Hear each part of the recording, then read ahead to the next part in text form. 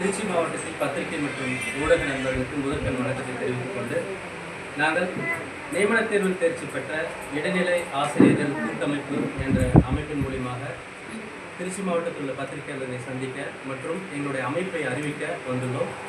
எங்களுடைய முதன்மையான கோரிக்கைகளை சென்னையில் நடந்த கருத்தரங்கில் 14 தீர்மானங்களை நாங்கள் நிறைவேற்றியுள்ளோம். மிக முக்கியமான தீர்மானங்களான காலி பணியிடங்கள், அதாவது தொடக்கப்பள்ளியில் உள்ள அனைத்து காலி பணியிடங்களும் முழுமையாக நிரப்ப வேண்டும். மாண்புமிகு தமிழ்நாடு முதலமைச்சர் சட்டப்பேரவை எண் 110 விதியின் கீழ் அறிவித்த 19,260 காலி பணியிடங்கள் நிரப்ப வேண்டும். அடுத்ததாக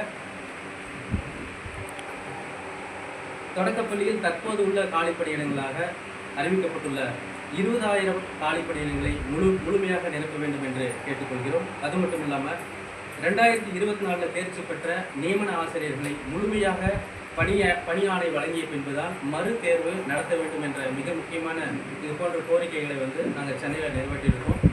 இப்போது முதன்மையான கோரிக்கையாக நாங்கள் முதலமைச்சர்கிட்ட இந்த தீர்மானங்களை பத்திரிகையாளர்கள் முன்பாக நாங்கள் சமர்ப்பிக்கிறோம். மொத்தம் 14 தீர்மானங்களை நிறைவேற்றியுள்ளோம். மேலும் இந்த அமைப்பில் தலைவராக பொறுப்பேற்றுள்ள பார்த்திபன் என்பவர் தமிழ்நாட்டின் இந்த நியமன தேர்வில் தேர்ச்சி பெற்ற இடைநிலை ஆசிரியர் கூட்டமைப்போட மாநில தலைவராக பார்த்திபன் உள்ளார். மேலும் வெற்றிவேல் சித்ரா அவர்களும் திரு மோகன் அவர்களும் பொருளாளர் மற்றும் செயலாளராக இருக்காங்க. மாநில ஒருங்கிணைப்பாளராக தமிழ் வளவன், திரு காசிராஜன் பாசமலர், கே லோகேஸ்வரி, பெனிட்டா, எழிலரசி, தீபா, இந்த 6 பேரும் மாநில ஒருங்கிணைப்பாளராக உள்ளார்கள். மேலும் 38 மாவட்டத்திலும் ஒவ்வொரு மாவட்டத்திலும் 2 செயலாளர்கள் என நியமித்துள்ளோம். இங்கே கூடியிருக்கிறது, திருச்சியில் கூடியிருக்கிறது பார்த்தீங்கன்னா 38 மாவட்டத்தில் இருக்கக்கூடிய மாவட்ட ஒருங்கிணைப்பாளர் இணைந்திருக்கோம். திருச்சியில் முதல் மாநில பொதுக்குழு கலந்தாய்வு கூட்டம் நாங்கள் நடத்த இருக்கோம். இதில் எங்களோட கோரிக்கைகள் நிறைய இருக்குது. உங்களோட கேள்விகள் தொடர்ச்சியாக போராடிட்டு வருவீங்க அரசு செவிசாய்க்கல அடுத்த கட்டமாக என்ன பண்ண போகிறீங்க? சார், நாங்கள் தொடர்ச்சியாக அறவழியில் போராடிட்டு வரோம். கோயம்புத்தூரில் அறவழி போராட்டம் பண்ணோம். திருச்சியில் இதுக்கு முன்னாடி நாங்கள் பண்ணியிருக்கோம். சென்னையில் கல்வியாளர்களையும் அரசியல் ஆலோசனையும் அழைத்து மாபெரும் கலந்தாய்வு 800 பேர் வச்சு நாங்கள் கலந்தாய்வு நடத்திருக்கோம். அரசை ஒருங்கிணைத்து அரவணைச்சு அவங்க இணைந்து செயல்படணும் ஒரு தீர்மானத்தை கன்சாலிடேட்னு ஒரு கோரிக்கை வச்சுருக்கோம். கன்சாலிடேட் அதுக்கான வாய்ப்பு வருது சார். நாங்கள் மாண்புமிகு முதலமைச்சர், துணை முதலமைச்சர், பள்ளிக்கல்வித்துறை அமைச்சர் எல்லாரையும் சந்திச்சிருக்கோம். முழு காலி பணியிடங்கள் இருக்குன்னு நாங்கள் சொல்லி கேட்குறோம். நிதியின்மை சூழலை காரணம் காட்டுறாங்க. நிதியின்மை சூழல் சரியாகும் வரை அந்த நிதி சூழலை புரிந்து கொண்டு தொகுப்பூதியத்திலும் பணி செய்ய நாங்கள் தயாராக இருக்கோம்னு சொல்கிறோம். அந்த தொகுப்பூதியம் தற்காலிக ஆசிரியர்களுக்கே நீங்கள் 12,000 கொடுக்கும்போது தொகுப்பூதியம் ஒரு 20,000 to 25,000 உயர்த்து எங்களோட தகுதிக்கேற்ப நீங்கள் வழங்கணும்னு சொல்லி நாங்கள் கேட்குறோம். இந்த நிதி சூழலை புரிஞ்சுக்கிட்டு நாங்கள் கேட்குறோம். நிதி சூழல் கவர்மெண்ட்டோட நிதி சூழல் பிரச்சனையாக இருந்தால் கூட நிறைய திட்டங்கள்லாம் அறிவிக்கிறோம்.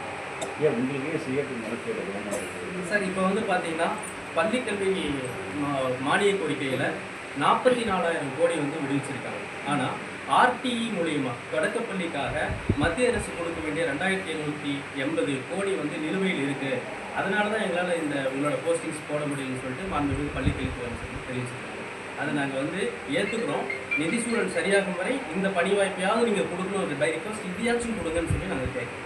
இல்லை, சென்ட்ரல் கவர்மெண்ட் தான் இதே தான் விடுவிச்சாச்சு. இதுக்கு அரசியல் மாதிரி அவங்க இல்லை 2,000 கோடி தமிழ்நாடு பெரிய விஷயம் இல்லை, சொல்லலாம். அது மனசு இல்லை. அடுத்த கட்டமாக நீங்கள் என்ன பண்ணுறீங்க சார்? அடுத்த கட்டமாக பள்ளிக்கல்வித்துறை அமைச்சரை நேரடியாக சந்திக்கிறதுக்கு நேரம் கேட்டிருக்கோம். மாண்புமிகு முதலமைச்சரை சந்திக்கிறதுக்கு நேரடியாக கேட்டிருக்கோம். அந்த சூழலில் அவரோட விளக்கம் கேட்டு அடுத்த கட்ட நடவடிக்கை என்ன கூட்டமைப்பு சார்பாக அறிவிப்பு சார். வேறு எதுவும் விஷயங்கள் இருக்குது. முதல் கட்டமாக சிஎம்க்கு ஒரு விஷயத்தில் நாங்கள் நன்றி சொல்கிறோம். இந்த காலை உணவு திட்டம் அறிவித்த பின்பு இந்த வருஷம் 3.5 லட்சம் மாணவர்கள் இன்க்ரீஸ் ஆகியிருக்காங்க தொடக்கப்பள்ளியில். அது மட்டும் இல்லாமல் இந்த தொடக்கப்பள்ளி ஆசிரியர்களுக்காக ஆர்டிஐக்காக நிதி ஆயோக் கூட்டத்தில் முதலமைச்சர் பங்கு பெற்று இந்த 2,780 கோடியை விடுவிக்கணும்னு சொல்லி ஒரு மனு அறிவிக்கை சொல்லியிருக்காங்க. அதை நாங்கள் வெகுவாக பாராட்டுறோம். அடுத்தது பள்ளிக்கல்வித்துறை அமைச்சருக்கு ஒரு பாராட்டு நாங்கள் தெரிவிக்கிறோம் இந்த சமயத்தில். என்ன அப்படின்னா, இது வரைக்கும் நிறைய பள்ளிக்கல்வித்துறை அமைச்சர் வந்திருக்காங்க, கல்வித்துறை அமைச்சர் வந்திருக்காங்க. மாணவர்கள்னு சொல்லி தான் அழைப்பாங்க. இவர் குழந்தைகள்னு சொல்லி அழைக்கிறாரு. என்னோட குழந்தைங்கிறாரு. இந்த பாதிப்பு 13 வருஷம் பாதிக்கப்பட்ட ஆசிரியர்கள் அவரும் எங்களோட குழந்தையா அவர் பாவிச்சு எங்களுக்கு இந்த படிவாய்ப்பு வழங்குவார்னு சொல்லி நான் நம்புகிறோம். அதே போல மாண்புமிகு துணை முதலமைச்சர் அவர்கள் தமிழ்நாடு முழுவதும் உள்ள அனைத்து பள்ளிகளிலும் சுற்றுப்பயணம் மேற்கொண்டு அனைத்து திட்டங்களும் சரிவர இருக்கான்னு பார்த்துக்கிட்டு தொடக்கப்பள்ளிக்கு நிறைய அவர் வந்து ஆலோசனை வழங்குறது ரொம்ப பெரிய பாராட்டுதல் நாங்கள் பார்க்குறோம். குறிப்பாக நாங்கள் 38 மாவட்டத்திலையும் சென்ற வாரம் வரை CEO office, DO office, collector office முதற்கொண்டு 38 மாவட்டங்களையும் மனு கொடுத்துருக்கோம். முதலமைச்சரை சந்தித்து மனு கொடுத்துருக்கோம். மாண்புமிகு பள்ளிக்கல்வித்துறை அமைச்சர், நிதி அமைச்சர், துணை முதலமைச்சர் முதற்கொண்டு எல்லார்கிட்டையும் நாங்கள் மனு கொடுத்துருக்கோம். குறைஞ்சபட்சம் இது வரைக்கும் 20,000 மனு கொடுத்துருக்கோம். 20,000க்கும் மேற்பட்ட மனுக்கள் நமக்கு கொடுத்துருக்கோம். நாங்கள் சோர்வடைவில் எங்களுக்கு நம்பிக்கை இருக்குது. கண்டிப்பாக இந்த 6 மாத காலத்துக்குள் தேர்தலுக்கு முன்னாடி நீங்கள் அறிவிக்கிறதா சொல்லியிருக்கீங்க. 110 விதியின் கீழ் போஸ்டிங்ஸ் போகிறதா சொல்லியிருக்கீங்க. அது கண்டிப்பாக அது பண்ணி கொடுத்தா ரொம்ப பெரிய நன்றியாக இருக்கும். அது மட்டும் இல்லாமல் கலைஞர் அவர்கள் வந்து பார்த்தீங்கன்னா 2008லேருந்து 2011 வரைக்கும் 14,600 போஸ்டிங்ஸ் போட்டிருக்காங்க. அதுக்கடுத்தது வந்த மாண்புமிகு முதலமைச்சர் ஜெயலலிதா அவங்க வந்து 12,600 போஸ்டிங்ஸ் அவங்களும் அறிவிச்சிருக்காங்க. இப்போ 13 வருஷமாக தொடக்கப்பள்ளியில் ஒரு போஸ்டிங் கூட போடல, 0 போஸ்டிங் இருக்குது.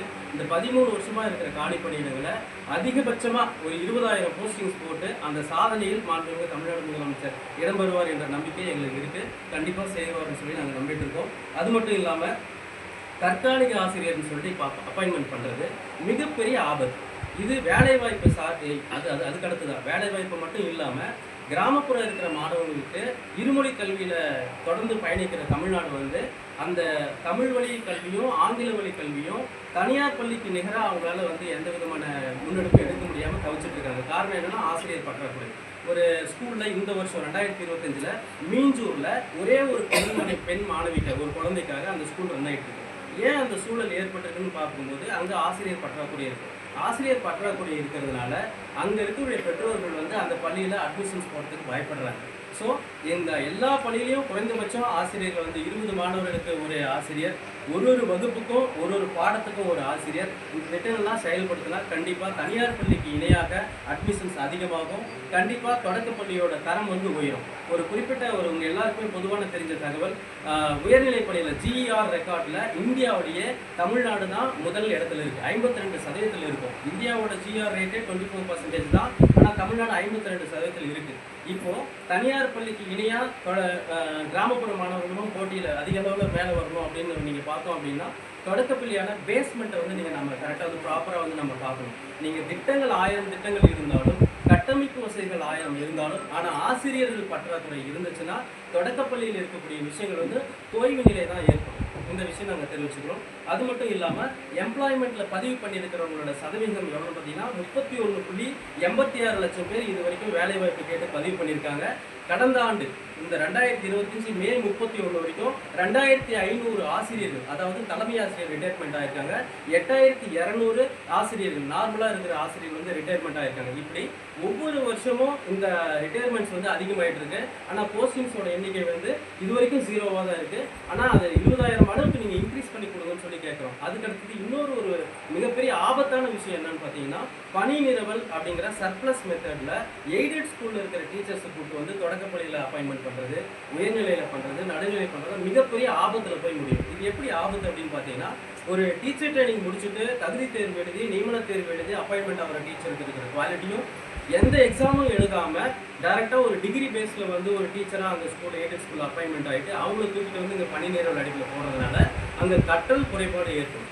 அவனுக்கு உளவில் அந்த மாணவர்களுக்கு வந்து பார்த்தீங்கன்னா உளவில் ரீதியான பிரச்சனையும் ஏற்படும், மொழி அடிப்படையிலான பிரச்சனையும் ஏற்படும். தனியார் பள்ளிக்கு இணையாக அவங்களால போட்டி போட்டு மேலவே வர முடியாது. எடுத்துக்காட்டுக்கு அத்திப்பூத்தார் கூட எங்கேயாவது ஒன்று நடக்கலாம். ஆனால் ஒவ்வொரு மாவட்டத்திலையும் தனியார் பள்ளி மாணவர்களுக்கு இருக்க ஈக்குவலாக நம்ம ஃபைட் பண்ணணும் அப்படின்னா அடிப்படையில் இருந்தே கல்வி அவங்களுக்கு வலுவான முறையில் நம்ம கொடுக்கணும்னு சொல்லி நம்ம கேட்டுக்கிறோம். இப்போது இந்த தகுதி தேர்வு வந்து பார்த்தீங்கன்னா 2012 லாஸ்ட்டாக நடத்தி முடித்தாங்க. அப்போது ஜெயலலிதா அவங்க பீரியடில் இருந்துச்சு. 2500 போஸ்டிங்ஸ் போட்டாங்க. அதுக்கு அடுத்தது ஒரு மிகப்பெரிய ஒரு வேதனை என்ன அப்படின்னு பார்த்தோம்னா, 2013 தகுதி தேர்வு எழுதணும், போஸ்டிங்ஸ் போடலை. 2017 எழுதணும், போஸ்டிங்ஸ் போடல. 2019 எழுதணும், போஸ்டிங்ஸ் போடலை. அடுத்ததான் ஆட்சி மாற்றம் வந்தால் ஒரு மிகப்பெரிய நம்பிக்கையோடு நாங்கள் இருக்கோம். ஸோ ஸோ அந்த நம்பிக்கையை வலுப்படுத்துற மாதிரி 2022 ஒரு தகுதி தேர்வு நடந்துச்சு. 3987 போஸ்டிங்ஸோட அந்த தகுதி தேர்வு நடந்துச்சு. ஆனால் அப்போ 149 ஜிஓவை கேன்சல் பண்ணதுனால நியமன தேர்வுன்னு ஒன்று இருக்கு, அதை நீங்க பண்ணாதான் குவாலிஃபை ஆனாதான் ஒரு போஸ்டிங் சொன்னாங்க. நாங்கள் எதிர்பார்த்தது என்னன்னா, இந்த கவர்மெண்ட் வந்தா தேர்தல் அறிக்கையில கொடுத்த விஷயங்களையும் அதே போல சட்டப்பேரவையின் 110ல் அறிவிச்ச விஷயங்களையும் பேஸ் பண்ணி ஒரு 20,000 போஸ்டிங்ஸ் போடுவாங்க. நம்ம இத்தனை வருஷமா காத்துட்டு இருந்ததுக்கு இவ்வளோ வயசுக்கு அப்புறமும் நம்ம இவ்வளோ எல்லா விஷயத்தையும் தாங்கி நிற்கிறோம், நமக்கான ஒரு பாசிபிளான விஷயம் நடக்கும்னு சொல்லி நாங்கள் பார்த்தோம். ஆனால் 2022 அந்த 3887 போஸ்டிங்ஸ் போடல. அடுத்தது 2024 6553 போஸ்டிங்ஸ் அறிவிக்கிறாங்க, ஆனால் அதுவும் போடல. அது வந்து கேஸ் இருக்கிறதுனால சரி, எல்லா கேஸையும் எல்லா கேஸையும் முடிச்சதுக்கு அப்புறம் தான் நீங்க அடுத்த 2024 நியமன தேர்வே வைக்கிறோம். அந்த 2024 நியமன தேர்வு வரும்போது எந்த விதமான கேஸுமே இல்லைங்க. இப்போ இருக்கிற பிரச்சனை என்னன்னு பார்த்தீங்கன்னா, நீங்க 2022 ஒரு 3987 போஸ்ட்டும், 2023 6553 போஸ்ட்டும், 2024 2768 போஸ்ட்டும் அறிவிச்சிருக்கு. டோட்டலாக இந்த 3 வருஷத்தோட போஸ்டிங்ஸ் கவுண்ட் பண்ணீங்கன்னா 14,500 போஸ்டிங் இருக்கு. இந்த அவங்க அறிவிச்சது டிஆர்பி போர்டில் அறிவிச்சது, அதாவது நிதித்துறையில் ஒப்புதல் பெற்று டிஆர்பி போர்டில் அறிவித்த போஸ்டிங்ஸோட எண்ணிக்கை 14,500 இருக்கும்போது இப்போ 2,500 போஸ்டிங்ஸ் தான் ரெக்கார்ட் பண்ணியிருக்காங்க. இது அவங்க கொடுத்துருக்கிற ரெக்கார்டுக்கே முரண்பாடாக இருக்குது. அதனால் நீங்கள் அறிவிச்சதாவது அட்லீஸ்ட் அந்த 14,500 போஸ்டிங்ஸாக கொடுங்க அப்படின்னு சொல்லி கேட்குறோம். அதே போல் மறுதேர்வே நடத்த வேண்டாம்னு சொல்லி கேட்குறோம். நீங்கள் கேட்கலாம், ஏன் எக்ஸாமே ஏன் நடத்த வேண்டாம்னு சொல்கிறீங்க? இப்படி 4 முறை தகுதி தேர்வும், ஒரு முறை தமிழ் தகுதி தேர்வு எழுதி நியமன தேர்வு எழுதி இத்தனை தேர்வு எழுதி இருக்கிற எங்களுக்கு 2008 தான் அறிவிச்சிருக்கீங்க. மீண்டும் ஒரு தேர்வுனா மிகப்பெரிய மனசோர்வு இருக்கும். இப்போ இருக்கிறவங்களோட ஏஜ் என்னன்னு பார்த்தீங்கன்னா 55 வந்துருச்சு, இன்னும் ஒரு சில பேருக்கு 58 வந்துருச்சு. நிறைய பேர் மனசோர்வில் இருக்காங்க, ரொம்ப டயர்டில் இருக்காங்க, டைவர்ஸ் ஆனவங்களாம் இருக்காங்க. சில பேர் தற்கொலை 2017 தற்கொலையெல்லாம் பண்ணியிருக்காங்க, 2017 ஒருத்தர் தற்கொலையெல்லாம் பண்ணியிருக்காங்க. 4 முறை சிலபஸ் புக்ஸை மாற்றியாச்சு. கலைஞர் பீரியட்ல இருந்து மாண்புமிகு முன்னாள் முதலமைச்சர் கலைஞர் பீரியட்ல இருந்து இப்போ வரைக்கும் 4 முறை சிலபஸ் புக்கை சேஞ்ச் பண்ணியிருக்காங்க. எங்களோட தகுதியை ஒவ்வொரு முறையும் ஒவ்வொரு புக்கையும் படித்து நாங்கள் திறமையாக இருக்கோம். நீங்கள் ஒரு சில பேர் சொல்கிறாங்க அடுத்த எக்ஸாம் படிங்க அப்படின்னு சொல்லி, அடுத்த எக்ஸாம் படி, இத்தனை 4 தேர்வை தகுதியோடு எழுதி பாஸ் பண்ண எங்களுக்கு அடுத்த தேர்வு படிக்க தெரியாமலாம் இல்லை, அந்தளவுக்கு குவாலிஃபை இல்லாமலாம் நாங்கள் இல்லை.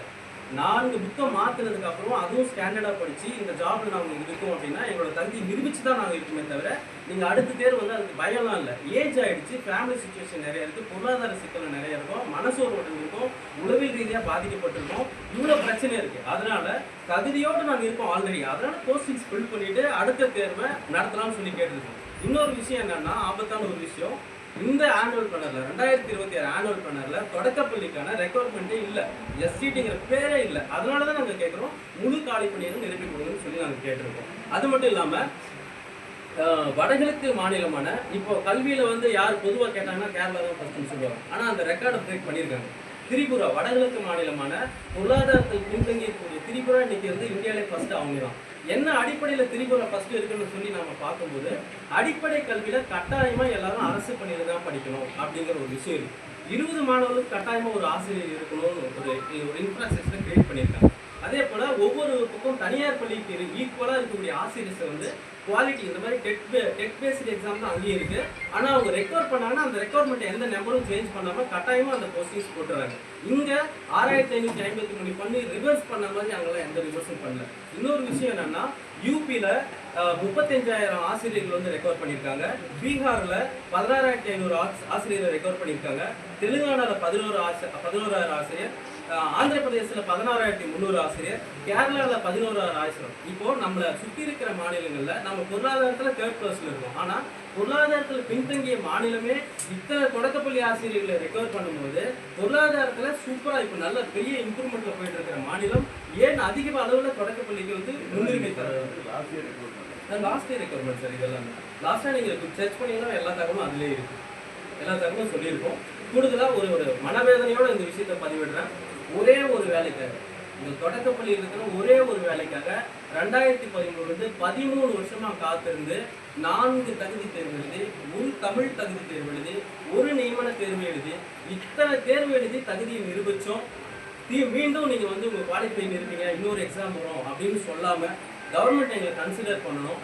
நாங்கள் 20,000 ஆசிரியர் இருக்கோம், 20,000 ஆசிரியருக்கு 10 லட்சம் பேர் இருக்கும் இந்த குடும்பத்தில்.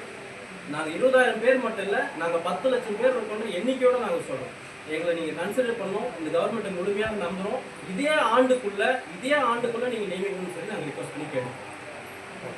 என்ன ரேஷியோ சார்? ரேஷியோ இது 1:1.5 எடுக்கிறாங்க சார். ஸ்டூடெண்ட் ரேஷியோ வந்து நம்மளால ஃபிக்ஸ் பண்ணவே சார். பொதுவாக இருக்கு, அதை வந்து இப்படி மாற்றி கொடுங்கன்னு சொல்லி கொள்கை தீர்மானங்கள் வந்து நாங்கள் கேட்டிருக்கோம். 1:20 நம்ம கேட்போம் சார். இப்போ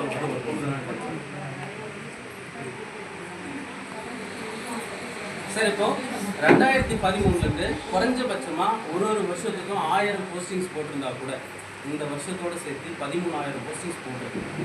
குறைஞ்சபட்சம் அந்த போஸ்டிங்ஸாவது எங்களுக்கு நீங்கள் பண்ணி கொடுக்கணும்னு சொல்லி கேட்போம். அடுத்ததாக மறுதேர்வுன்றதே தடை பண்ணும். தகுதியோடு இத்தனை ஆயிரம் பேர் இருக்கும்போது 23,872 பேர் தகுதியை நிரூபிச்சுட்டு இருக்கும்போது 13 வருஷம் காத்துட்டு இருக்கும்போது மறுதேர்வுன்றது ஒரு வேண்டாம்னு சொல்லி நாங்கள் கேட்போம். என்னோட பேர் பார்த்திபன், மாநிலத்தில் கூட்டமைப்பு பேர் சொல்லி